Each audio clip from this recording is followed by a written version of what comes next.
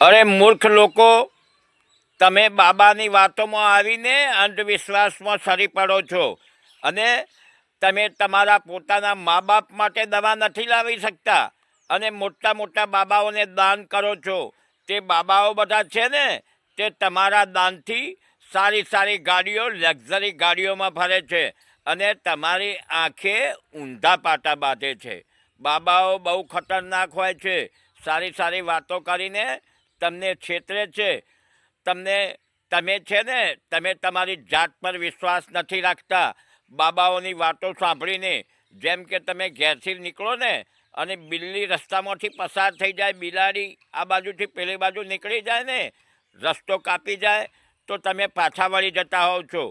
કેમ કે તમને બાબાઓની વાતોમાં વિશ્વાસ હોય છે કે બિલાડી રસ્તો કાપે ને એટલે અપશુકન કહેવાય. અરે મૂર્ખ માણસો, તમે તમારી જાત પર વિશ્વાસ કરો, બાબાઓની વાતો પર નહીં. અને બાબાઓ તો પોતાના માટે, પોતાનું ચલાવવા માટે તમારી આંખે ઊંધા પાટા જ બાંધતા હોય છે. માટે કોઈ દિવસ કોઈ અપશુકન થતા નથી.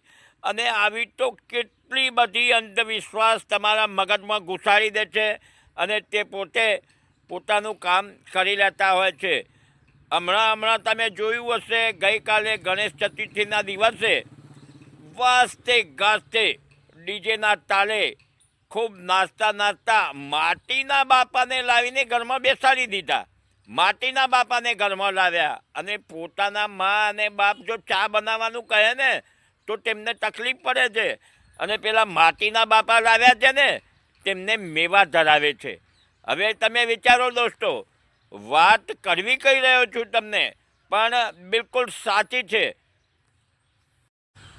ધર્મિષ્ઠો, અંધવિશ્વાસુ અને પાખંડીઓનું માનવું એવું છે કે હનુમાનજી છે તે સૌથી પહેલાં અંતરિક્ષ યાત્રી છે. હનુમાનજી નાના હતા ત્યારે સૂર્યને ફળ સમજીને ગળી ગયા હતા અંતરિક્ષમાં, આકાશમાં જઈને. અને કહે છે કે સીતાજી છે ને, તે સૌથી પહેલાં ટેસ્ટ ટ્યુબ બેબી છે. સીતાજીના કોઈ મા બાપ નહોતા, તે જમીનમાંથી નીકળ્યા હતા, ઘડામાંથી. તેવું આ પાખંડવાદીઓનું અને અંધવિશ્વાસુ માણસોનું કહેવું છે. અને હા, સૌથી પહેલાં જો કોઈ સર્જન હોય તો તે છે શંકરજી. શંકરજીએ તેમના છોકરાને ઓળખી ન શક્યા અને તેનું માથું કાપી નાખ્યું ગુસ્સે થઈને.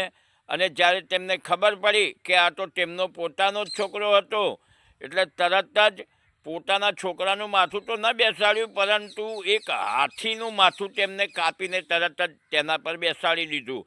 એટલે સૌથી પહેલાં સર્જન જો કોઈ હોય પૃથ્વી પર તો શંકરજી છે. આવું અંધવિશ્વાસુ અને પાખંડવાદીઓનું માનવું છે. દોસ્તો, તમારું શું માનવું છે આમાં?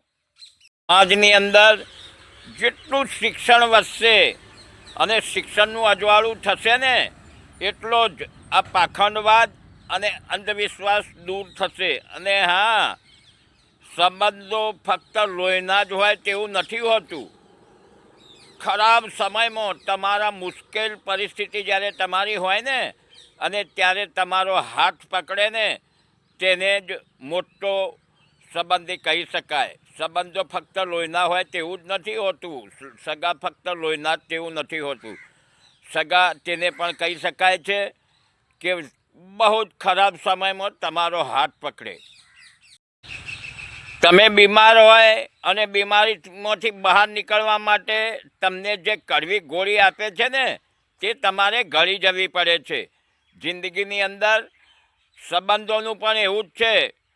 તમારા સાથે કોઈએ તિરસ્કાર કર્યો હોય, કોઈએ દગો કર્યો હોય, કોઈએ છેતરપિંડી કરી હોય, કોઈએ કંઈ કર્યો હોય, તેવું જે બી ખરાબ વર્તન કર્યું હોય ને, તેને તમારે ગળી જવું પડે છે. જેમ કડવી દવા ગળી જવાથી કડવી લાગતી નથી ને ઉતરી જાય છે, મોંમાં શરીરમાં જાય છે અને બીમારી ઠીક થાય છે, તેમ આ બધા જે ખરાબ વર્તન કરવાવાળા તમારી જોડે છે ને, તેને પણ જો તમે ગળી જશો તો આપોઆપ તમારા સંબંધો છે ને તે સારા બનીને રહેશે અને તમારી જિંદગી સુખમય બની જશે. મારું અંગત માનવું છે કે આ મોટા મોટા મંદિરો છે ને, જ્યાં મોટા મોટા દાન આવે છે, તેની પાસે જ મોટી મોટી કોલેજો અને સ્કૂલો ખોલી હોય તો છોકરાઓને મફત શિક્ષણ પણ મળી રહે અને જે મંદિરોની અંદર મોટા મોટા દાન આવે છે ને તેમાંથી શિક્ષકોને પગાર પણ મળી રહે. આ મારું અંગત માનવું છે. કોઈ તમારા વખાણ કરે કે તમારી નિંદા કરે, બંને સારા છે. કેમ સારા છે જાણો છો? જ્યારે કોઈ તમારી પ્રશંસા કરે ને એટલે તેનાથી તમને વધારે સારું કામ કરવાની પ્રેરણા મળે છે અને તમારી નિંદા કરે ને તેનાથી તમને સાવધાન થઈ જવાનો મોકો મળે છે. વાત સમજવા જેવી છે દોસ્તો. ન સમજાય તો ફરી સાંભળો, સમજો અને હોશિયાર બનો.